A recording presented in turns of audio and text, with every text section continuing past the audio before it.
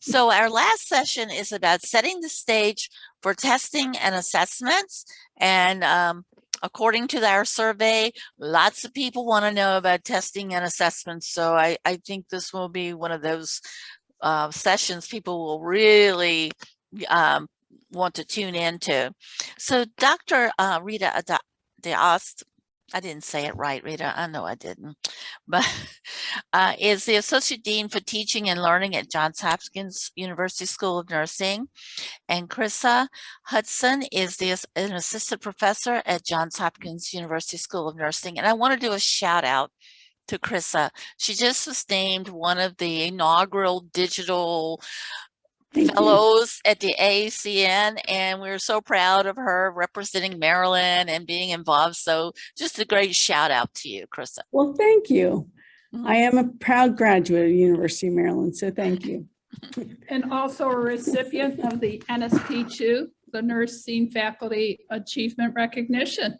Oh, fantastic. So great. From last year, one of the inaugural recipients.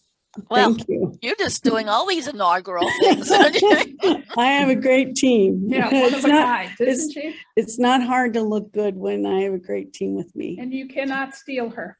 All right, I'm going to share my screen. I'm going to do, we have a couple times where I'm going to jump out and pull up another document as well. So if it looks like, hey, where's she going? I just want you to know we have a couple of places we're going to show you.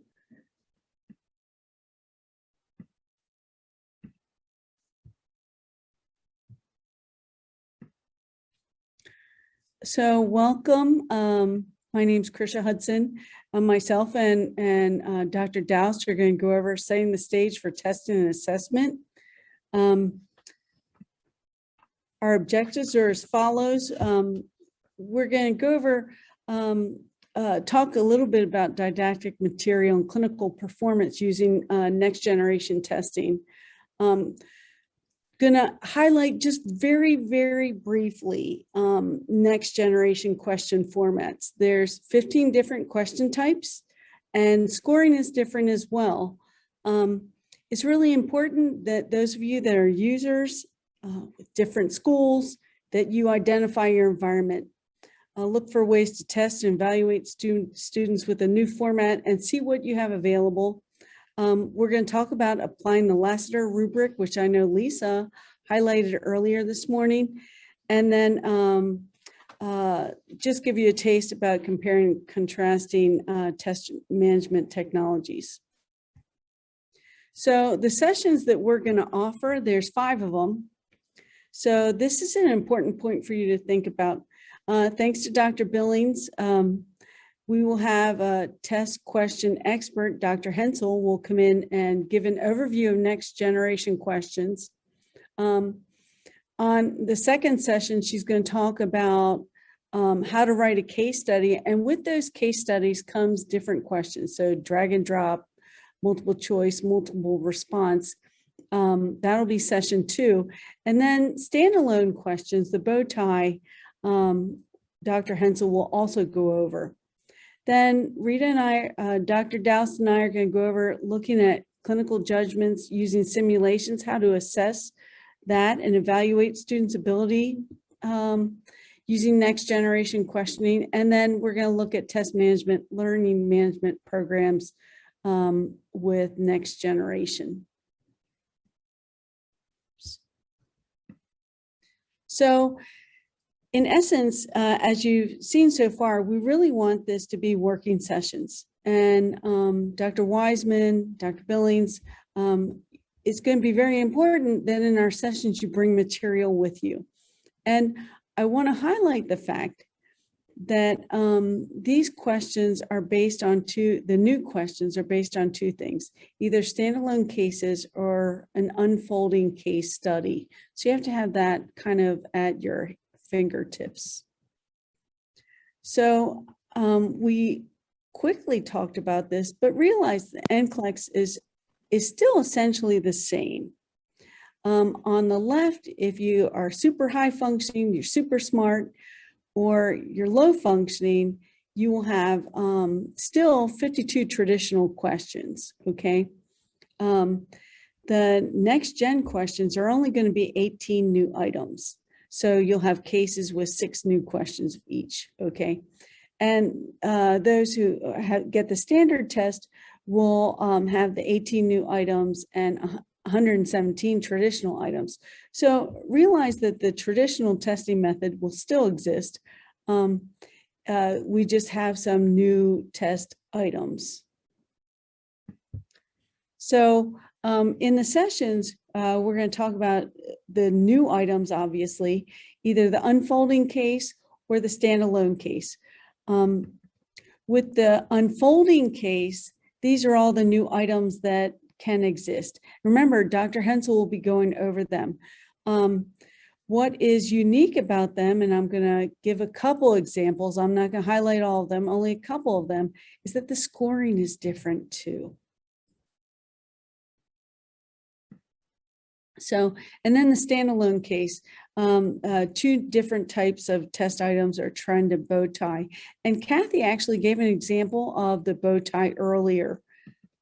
So the traditional multiple choice, here's an example of one. You know, you pick one item and you either get points for scoring or no points for not getting it correct. But with an unfolding case, so this is an example of a multiple choice case. Couple of things, and Dr. Dowse wants me to highlight, you know, with next generation questioning, they have access to a simulated EHR, so they can look at data, and it's in tabs on the side. So obviously I couldn't do it in PowerPoint, so the case is kind of high, you know, just summarized for you at the top, but they would look at all this data and then decide a nursing action. So you have emergent, non-emergent, and you go through each of these choices and decide which is appropriate. So out of this, you'll notice for each line you get a point. So remember I said scoring would be different.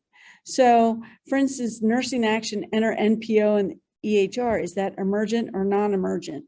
So depending on what the student picks, you have potential 6 points. So if they got 2 wrong, they would only get 4 points. So that should make sense. Now, select all that apply. We're all used to select all that apply. Now, Donna Ignatovich said that with select all that apply, now with NextGen, you can have up to 10 items. This is very unique as well. And we're used to mark all that apply or select all that apply. The difference is that if you pick something that's an incorrect answer, those points are deducted. So if you get 3 correct answers and then add another answer in there, the score would not be, you would get 1 point off for choosing the incorrect response. And then you have the bow tie. So again, remember, you're going to be looking at a case or an EHR on the side, and you look at all the data. And I pulled this case actually from, I think it's NSBN, but again, it's the bow tie. So they have to identify in blue. Let's see, I can annotate here. So you can pick up in blue, you know, what is the main problem that you think is going on with this patient? And then from the tokens below, you pick what action would the individual take, and then what do you monitor as well. So you take these and you have a max of 5 points out of these bow ties. And remember, this is a standalone case. So you have one case where the student reads all the data and has to decide what is that priority problem, or as Tanner says, the hypothesis. What do you hypothesize is going on with this patient? And then you pick. So remember, max of 5 points, there is no deduction for an incorrect answer. So remember, scoring could be very different. Okay, now I'm going to turn it over to my colleague, Dr. Doust. So given that we're going to try to adhere to our university requirements, Chris is kind enough to advance the slides, and I will be looking at my own computer. I'm excited to be with you, and in particular, excited to talk about clinical judgment. I had the good fortune of knowing and working with Chris Tanner a number of years ago as the clinical judgment was coming out. And it came out of the Oregon Consortium for Nursing Education, the OCNE. And one of the pieces I remember saying to her was, what makes clinical judgment so different than nursing process? And she said, Rita, if you don't notice, you can never act. You can never access, you can never collect data, you have to notice. And that stayed with me. And so as we built these simulation scenarios, and I actually pulled out the book from 2004, unknowingly, we started integrating clinical judgment. But one of the pieces that I would say is that it really is not, it is for the new items. It is mostly on the unfolding case studies. And the reason is, that's the typical scenario you have in practice. And what National Council wants to address is not knowledge, but employers' concern, and we heard it from others, about can nurses know how to think? We could train anybody, and I use the word train, to do a procedure, but you need a nurse who knows how to think. So a couple of pieces. First of all is, as you look at program outcomes, or your end of your student learning outcomes, it's the other way they're known, start using the word clinical judgment rather than nursing process. Does it mean nursing process goes out the door? No, you've heard that from probably every one of us in our presentations. Is that nursing process is still a very good model to start thinking about, especially in the first fundamentals course about decision making. Praise God, Linda Carpenito, I'm sorry, but Nanda has had a healthy life, and it's now time that we're not going to create a language or use a language that folks don't understand what it means, but rather assist students in knowing what the signs, the symptoms, and the behaviors are. And in a way, then we start having them understand and use a language that not only that other health members will use, but what they will use in practice. Whether you've heard from others, the Tanner and Lassiter model, Christine Tanner was the author for the clinical judgment model. Kathy Lassiter was a doctoral student who validated a model with a rubrics and simulation. There are other models that are out there. What feels right for you and your faculty and in the resources in your students? The National Council is very clear that they're calling it the clinical judgment measurement model. And as you look at these different models, and I'll have a slide, you'll see that Lassiter may have two parts in one, whereas National Council, they will just specify each of the steps a little more. There's no right or wrong. And also as you look, well, gosh, am I going to have to redo everything in my course, my curriculum? No, you might have to tweak, but you do not have to have throw everything out and start over. So that's the good news. But one of the pieces you do want to do is to start having students understand the steps. And so in the next slide, and you may have seen this before, is the nursing process, Tanner's model, and then the National Council clinical judgment measurement model. So you'll see that the noticing is recognizing cues, but again, you have to see it and recognize. We'll talk about why simulation is so important or other methods. Tanner has interpreting, and the National Council model breaks it down and calls it different things. So again, the same thing with responding is not only generating the solution, taking action, and evaluating the outcomes. So as we think about that bow tie that Krisha just showed us, that's exactly what they were doing. What do you think the situation is? What would you do for it? Prioritizing, connecting them to whatever you think the situation, and then how would you evaluate that outcome? So that bow tie is directly aligned with the National Council Clinical Judgment Measurement Model. So how then would we approach SIM? with some of these next gen questions. Actually, I think simulation and any of the experiential methods you're already using. If I were to ask for a show of hands, if I could see your hands, and I would say, how many of you use case studies? Are you using VSIM? And you'll probably say, yeah, we're doing all of those things. Any of those experiential learning is excellent for the use of clinical judgment because it's about the reasoning. Simulation brings an element of fidelity and an element in which we're going to be able to observe performance. So one of the pieces I'm going to break away a little bit about is I cannot underestimate the value of debriefing. However, this is about clinical performance. Debriefing, fantastic, reflective learning, all those, critical, essential. But somewhere we were leaving clinical performance aside.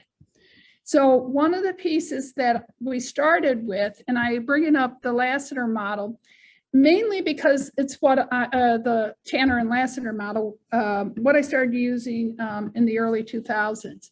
And so the first thing that we had to start doing was actually change the way we wrote the scenarios for simulation. Now, I know you've all gone through the wonderful training that the Simulation Consortium offers. So you know that designing that case study is critical. So in that, then you want to think about not only what's the content area, but what's the reasoning, what's the level of the learner. And so it's not just, did they do this, but I'll break it down in a minute as we look at that rubric. Well, you'll see here in the Tanner stage, there are 4 areas in terms of effective, yeah, my eyes can't see that far, those pieces, and we break them down. So effective interpreting, prioritizing data, making sense. So one of the pieces, as you lay out that scenario, you're going to want to be able to not only say how it folds out in the scenario, so whether you're using in a mannequin, standardized patient, you know, class participants, whatever it is.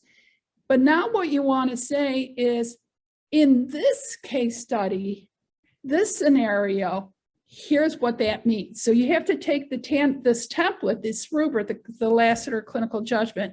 The other reason I'm using Lassiter's clinical judgment, it's actually been reported the most in the literature. It doesn't mean it's the best, but it's been the most reported, so if you wanted to use it. So as we then think about, if you saw in there all those, if you see, those are descriptions of performance expectations. That's not for the faculty. It's for the student. So one of the pieces is you think about how does your program, your course, use simulation. One of the things I say, it's time to pull back the faculty, put the student in the driver's seat. Let them learn, let them see what they did. And again, that rubric where you take those 4 areas, or if you use the National Council and there's 6, or you want to be able to now say, in this stage, here are the behaviors. In this case, here are the things you should have picked up in that rubrics, where it goes where you did do it to, boy, you got everything and you were just a rock scientist. So it's not the score, it's the performance. So what I'm showing you here, and this is also another NSP2 grant, it's NSP2 20-108. It's this is with advanced practice, but it's a clinical reasoning model. What you'll see in here, very similar, it's a different model because it's about nurse practitioner, but on their 3 columns, the left side is going to be the template. So think about that's your clinical judgment, whatever model you decide you want to use. What I have in the middle then is what are the expected responses, the finding in this scenario. And what's in red are the essential ones. Again, going back to that prioritizing the critical ones, because how many times have we said to students, you know, you did a great job. Yeah, those 5 items you picked up are great, but you didn't pick up item 1 and 2. And without that, the patient's going to die. You know, the one, what I call the must have versus the good to have, the nice to have. What's in the last column then is the description of the performance. So based on the template, what you expect them, that judgment model, the judgment model will apply to this case, this specific case. The third column is, what did the student do? One of the things in this model, and I do credit Dr. Lou Pingaro, who has been involved in this about 40 years in medicine and other things. He said it's about the performance description. So as you meet with the students and you look it over, this then allows them to really see, oh, I didn't see that. And also then it helps to guide that debriefing. So when we started doing this, there were two things we found. Is one, we had to do bedside debriefing, we called it, and then we would bring for the group debriefing, because they became more acutely aware of what they did or didn't do. And so it's sort of like you can't leave that wound open. You got to bring some closure to it and stress all the things we just heard Jaslyn talking about. So again, however you do this, you want to look at whatever rubric, whatever clinical judgment model you choose to use, the rubric, how you see the love, not only the categories of performance, the continuum, the level, what it means in this scenario, and then what is this student performance? The faculty comes out. Now, does it mean the faculty is never involved? No. In the beginning one, I think about one we did, which was an expected death, because we don't want students experiencing the death in clinical sometimes without us running through it, because we realize many times they come in with experiences, personal experience and others that they have to work through before we put them. So on that, no, the faculty was there. Or if it's at the beginning to give them a show, absolutely. But one of the things you're hearing me stress is pull the faculty back. So the other piece then I want to say that look at for areas of incorporation. What we did is not just have, I think the one I'll use as an example was the postoperative patient with pain management. We also built in other things. One of the things was the resilience of you're tired, you've worked a double, this person's coming back, how did we able to make time? Resilience. But we did put in a difficult situation, was that real snotty provider or, staff member that you're working with, because then we also were able, and that's where debriefing really helped us out, was to have those difficult conversations. How did you feel? You didn't say anything, you're storing it up, all of those things. So the resilience was important, the difficult conversations, the interprofessional roles. And I actually paid the part of the difficult provider, fancy that. But the other things we were able to do was to bring in home considerations. So in one of the scenarios, we have a diabetic patient who's, comes in and, they're hyperglycemic, borderline, they're going in for a procedure. But what we wanted the student to really pick up was the assessment that what was going on in the home situation, that the person comes in a hyperglycemic state for another condition.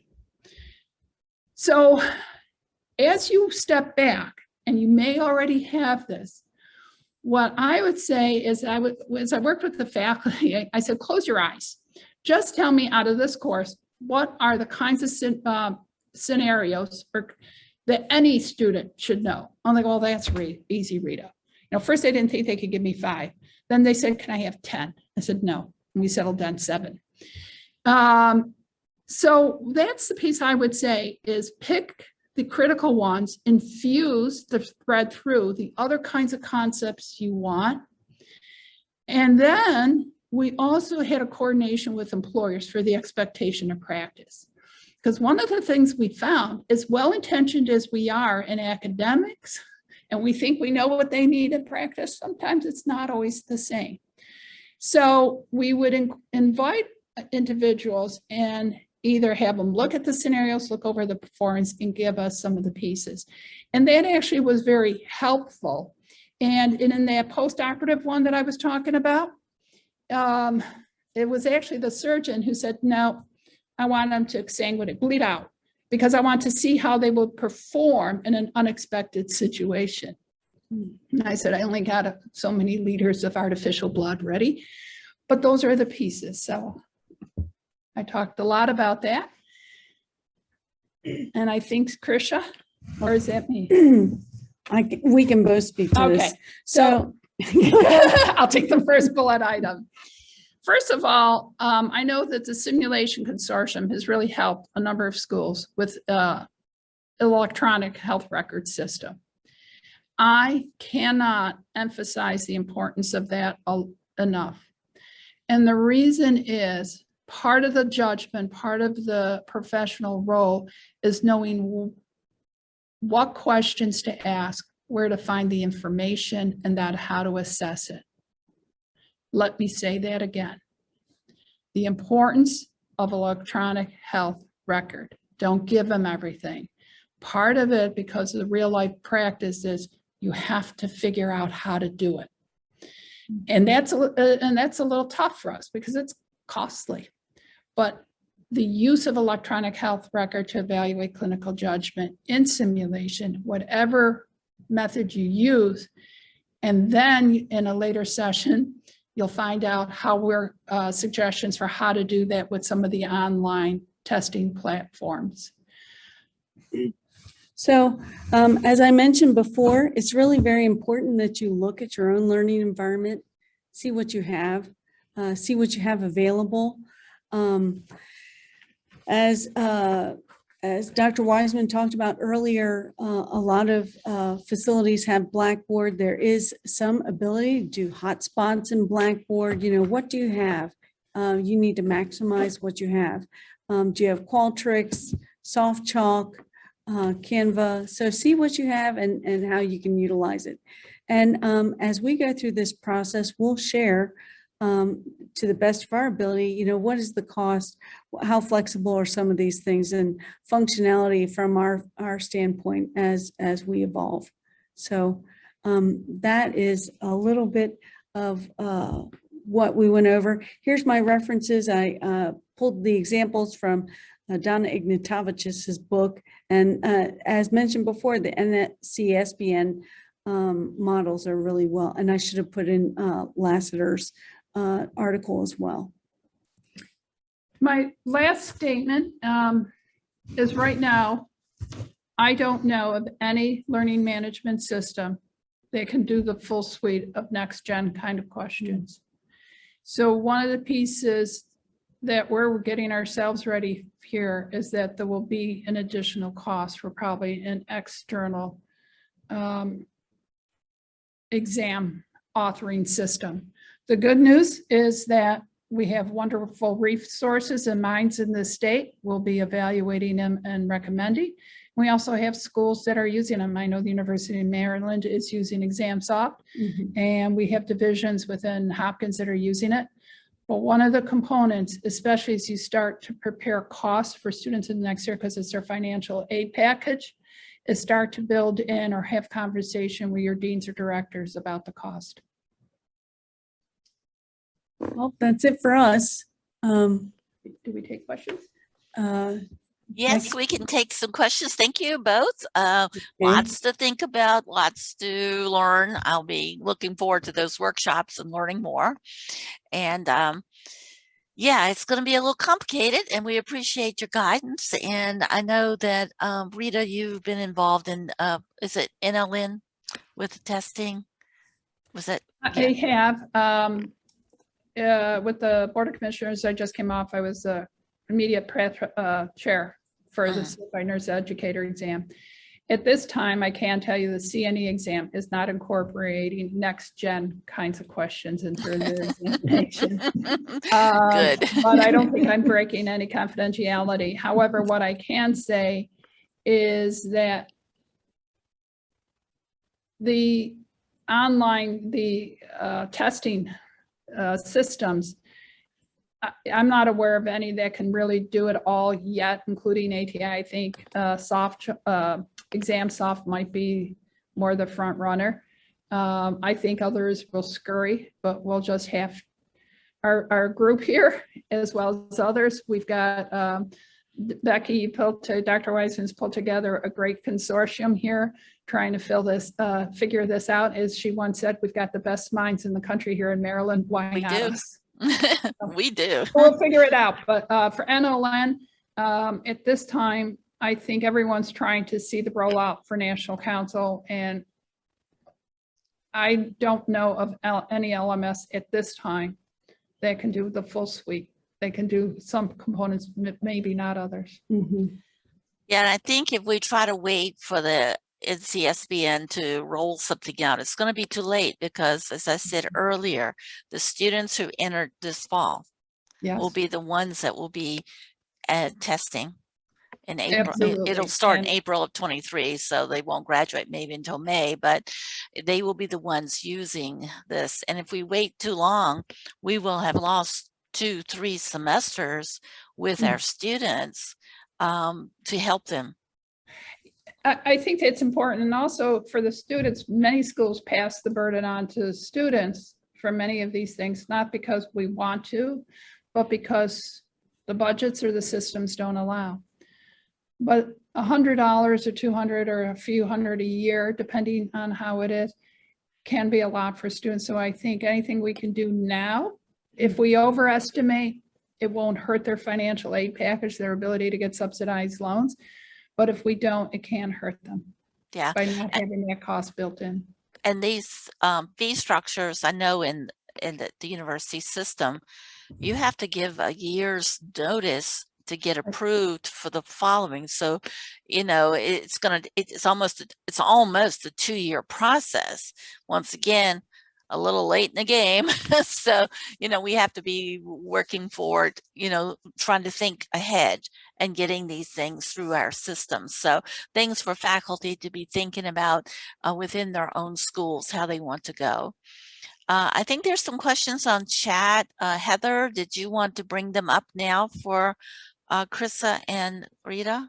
Sure. So I don't think really there are a lot of questions related to your specific presentation. Questions did come in at that time. One of the questions was, do we know if on NextGen NCLEX the distribution of content concepts will be the same as the current test plan? And we did respond to that we don't know, but the new test plan will be released in spring of 23. So that's when we will know what the new test plan will look like. And then there was another question that, has there been any independent evaluation of these new types of questions? They sound interesting, but do we know if they actually are any better than traditional multiple choice? And I did respond and put another link to the National Council webpage, also referencing the frequently asked questions, where there is a lot of information on the research that has been done on these questions and how long they've been doing them, for a couple of years researching these questions. So, this is not something that was just, automatically done in a year. I mean, the National Council has been talking about this and putting it out there for quite some time. So that information is also available. I put, again, the link in the chat.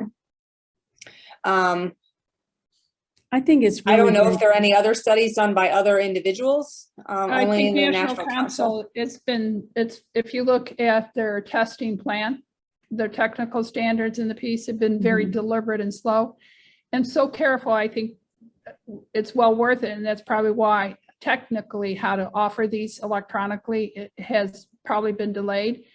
But they use the log statistical analysis, and they have actually tested them extensively. They have to meet the same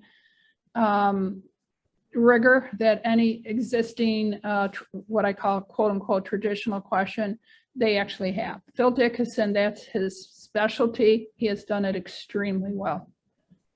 I'm not effusive usually, but he really has done a fantastic job. Thank you. The only other question that has not yet been answered is, and I believe Kathy was going to answer that, does anyone have experience with problem-based learning? My experience with problem-based learning, I'm going to be honest, has been with the School of Medicine. And also with PBL, it depends to what degree of fidelity you want to do that. Problem-based learning requires a very cohesive, stable faculty group. And so as you think about PBL, that's different than an experiential learning or a flipped classroom. So it depends how you're using PBL. If it's more of an active learning or strategy, experiential, like a flipped classroom that I have had, the PBL from a curricular point, I will tell you, was with School of Medicine. By the end of the second year, the assistant said, we had enough. And you need environmental resources for a PBL because the students actually come together and learn. But for nursing, what I've seen more is flipped classroom experiential learning techniques. My personal experience with problem-based learning was in the development of fundamental nursing skills lab scenarios that we did have the structural resource of having space for groups of 4 students in an environment, and they were presented with the problem and they were given the time. So that's another resource, is time. They were given an hour to basically research the patient scenario, the problem, anything about the problem that they had to research, and then come together. And then they had an hour of discussion that was led by faculty, which was me. So it did require stable faculty. And we did it for about 8 years that way. But it is intensive in time, resources of faculty and space. But it was extremely effective. So it allowed you to present messy scenarios surrounding basic nursing skills and have the students learn in that way. So Kathy, one of the things we've done at Hopkins with the 3, when we increased our enrollment, some our sections are online and some are in person. What the faculty and Krisha and the group really wanted was more, here's the learning, the pre-learning, and then the case scenario coming in. Course evaluation, students either love it or I didn't pay all this for you not to tell me what I need to know. And so there is a culture change. The faculty were creative. Krisha, you've been part of that. Yeah, I think, it is a cultural issue. I also think our students are not all 22 either. So we tend to think that they're a traditional nursing student. A lot of students are second degree students. So someone, my generation expects to go to class, learn something, and then leave. Whereas I would say younger learners, show up in Apple website and they're like, here's the problem, they figure it out, So we really have a myriad of people out there. So one size doesn't fit all for sure. Right. Student learning style difference is major. Other than time and resources and the environment, it's actually. I mean, that is true of any of these alternative styles of teaching and learning as we embark on this. So I would say definitely I had that. And, I had to convince a lot of students why active learning, whatever the strategy is, was beneficial. And I think that we're all going to be experiencing to some degree those challenges. I think that we can look to research and what we know about brain science to really convince the students that deep learning is really worthwhile, especially in a program of study like ours, nursing, where lives depend on it. Yes, and I think that's the biggest thing why Next Generation has arrived. Our students are thrown into very complex environments, and they think that they're able to handle it, and the complexity that they're faced is really unsurpassed. So how do we somewhat present that in a way that will show that they're competent? So that's essentially what we're trying to do. Absolutely, and it gets more complicated every single way. Was there another question, Heather? That was all we had in the chat. Okay, thank you.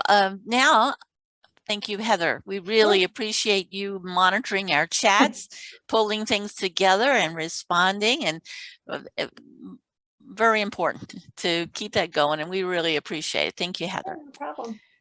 Okay, I'm going to share a document with you about the workshops that we've been talking about, alluding to all day.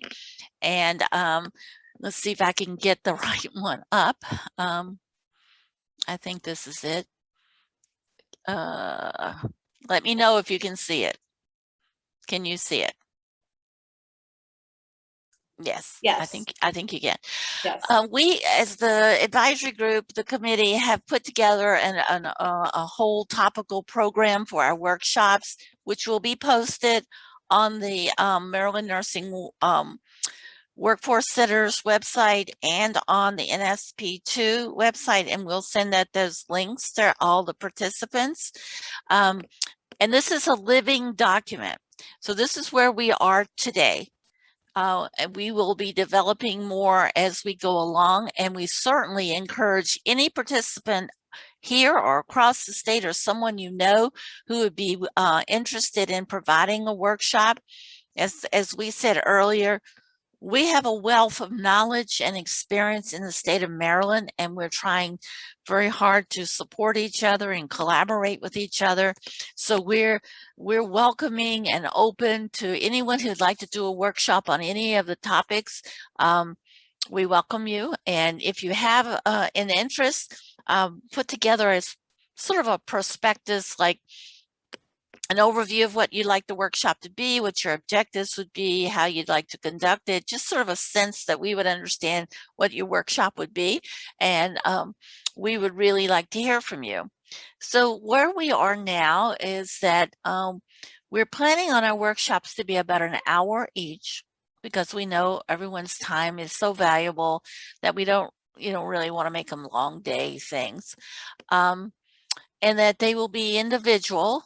Some of them will be useful if you went to one before it, like if it's a series, but you can drop in and out of whatever they are. You don't have to take them in sequence. They could be helpful in sequence, but it's not required that you would have taken one and then you couldn't take the second one if you hadn't taken the first one. So each one will stand alone and you can participate. We will record them. The recordings and PowerPoints from those workshops will be on the Workforce Center's website and on NSP2 website. And we will be getting the dates and times narrowed down. We're still trying to pick the dates, trying to get some of our speakers lined up. But our track one is using a clinical judgment model and case studies across the curriculum. And you can see that we have session one is using clinical judgment across the Becky, curriculum. can you advance that document, please? I just did. I can Oh, see it's it. not moving. Okay, how's Oh, that? there you go. Now it is. Okay. I don't know. It's funny, on one screen it went up and the other one it didn't. So I apologize. Let me know when these things happen, because I don't know. I can't see it. So session one, you can see those sessions are about using clinical judgment. Track two is going to be clinical judgment in the classroom. And you'll see the type of topics we have lined up for that. Then we're going to be using simulation, and as Jocelyn and Raquel and Denise said earlier, we'll be adding another one about debriefing across the curriculum. So we'll be adding that one. Clinical practice, Susan Binden is working on setting up that and getting some interesting speakers. We're looking forward to that. And track three is about assessing and evaluating. And Krista and Rita just showed you their outline for that. So that's what we have to date. We know we'll probably be adding more. And when we send out the evaluation, which will come to you probably tomorrow, you'll get the evaluation of this summit. We would like for you to put in what you would like to see a workshop on. So we really appreciate your input. Things that you have thought about, maybe it's like, oh, I'd like to know more about this. Please put that on that evaluation so we can use that information to develop some workshops. And so we really appreciate your input. So any questions or any thoughts that we can open it up? If we have a few minutes, we have a couple minutes. So we can open it up. I don't know how to open all the channels. We can try to open the channels. Anjali, do you know how everyone can just open their mics and talk? Is that good? Yes, you can just unmute yourself and start your video. Okay. So if anyone would like to make comments or ask a question or just basically have a suggestion, we'd be glad to hear from you. So this is your moment. This is your time. So let us hear from you.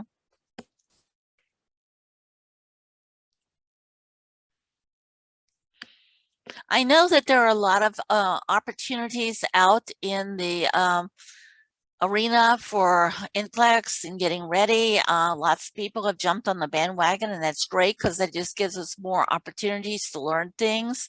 There's no right or wrong way. I think you're starting to see this, no one way to do it, but there are multiple ways, and we can pick and choose and learn things from different places and then apply them in our own program.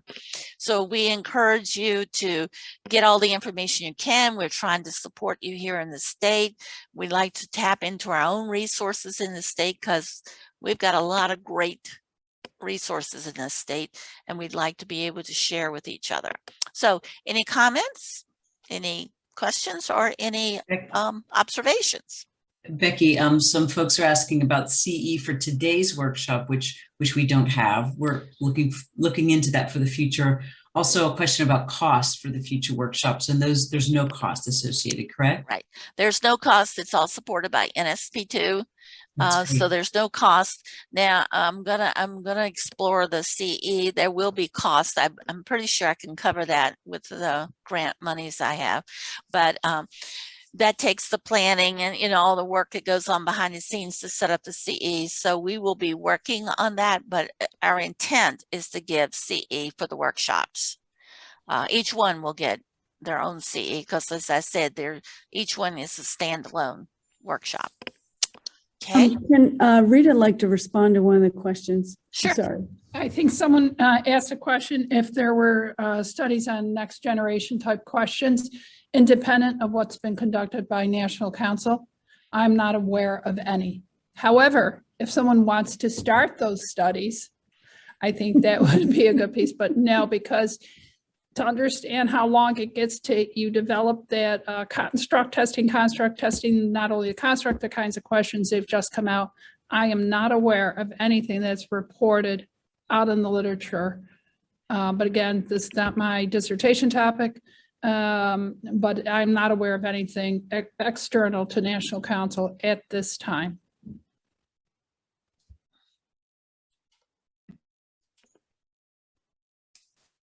Folks were also asking if they could unmute, and it looks like everyone can unmute now if they want. Yes, you can unmute. The mics are open. All you have to do is unmute yourself at your own computer, and let us know if you'd like to make a comment, ask questions, or generally just talk to us.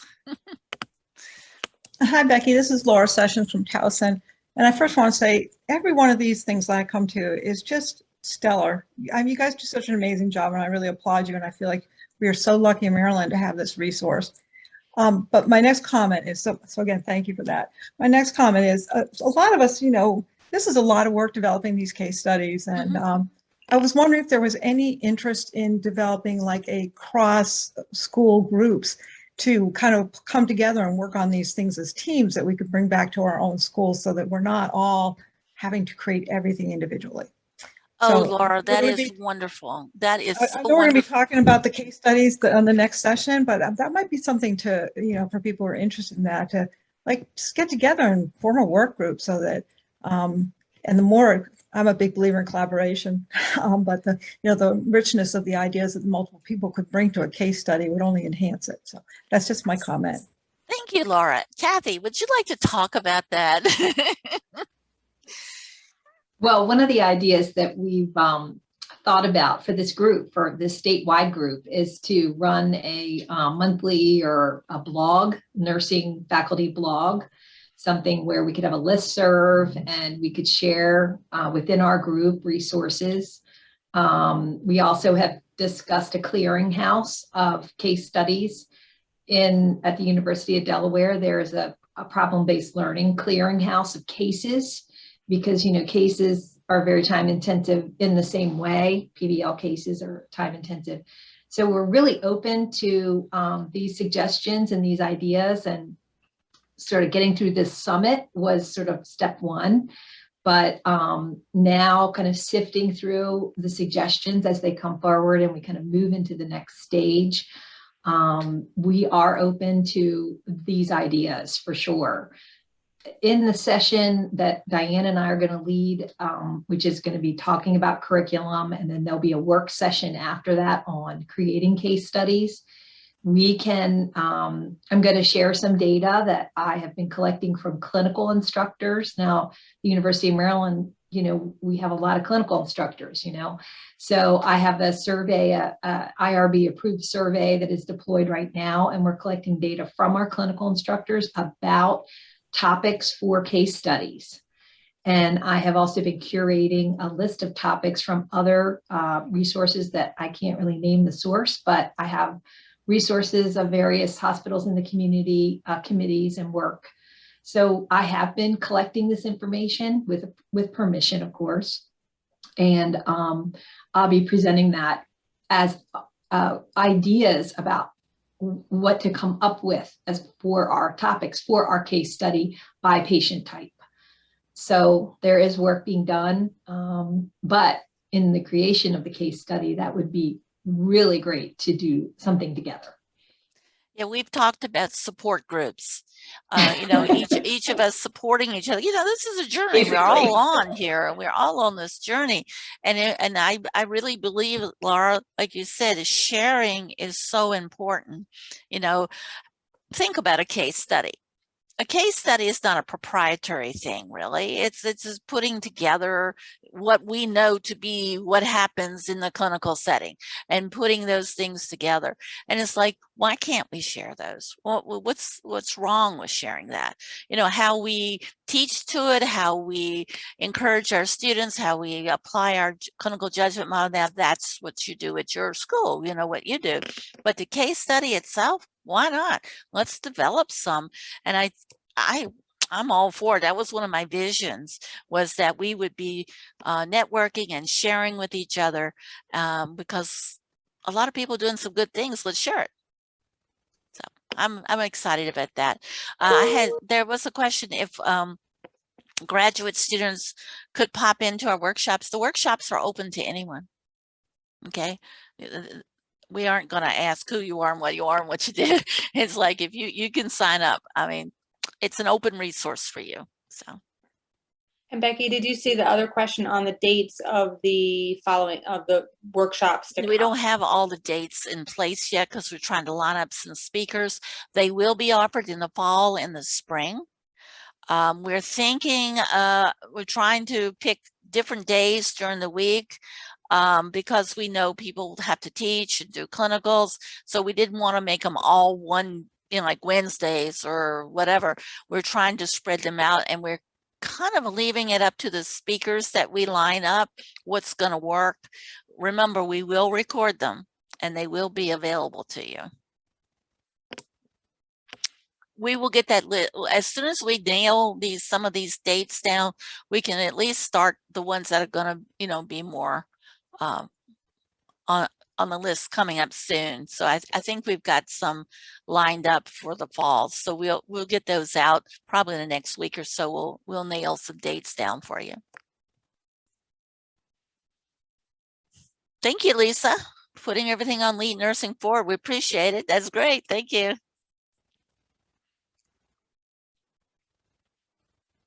Okay, anything else?